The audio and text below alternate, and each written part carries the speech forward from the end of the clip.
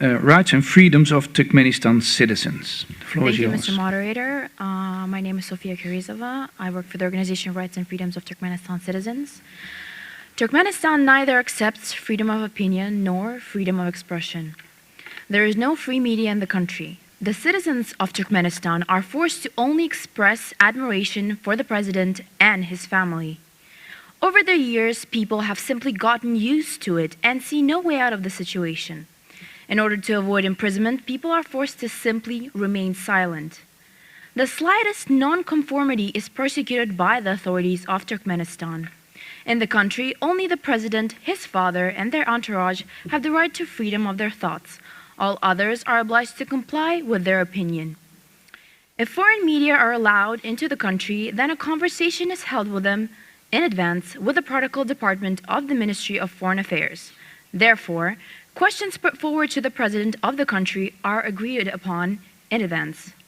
This is what took place when the recent elections were held in the country.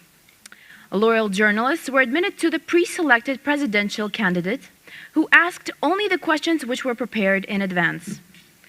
The presidents of Turkmenistan, father and son Berdimuhamedow, have not met with independent journalists except for a meeting between Gurbanguly Berdimuhamedow and Peter Zalmayev in the United States.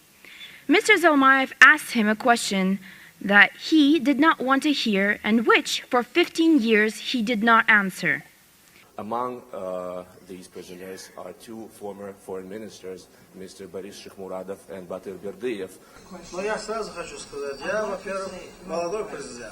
Journalists, like human rights activists, are constantly persecuted by the country's authorities. The authorities of Turkmenistan must allow the citizens of the country to freely express their opinion, as well as to allow independent journalists to work freely in the country. Thank you. Thank you very much, also for keeping within the time so clearly. Thank you.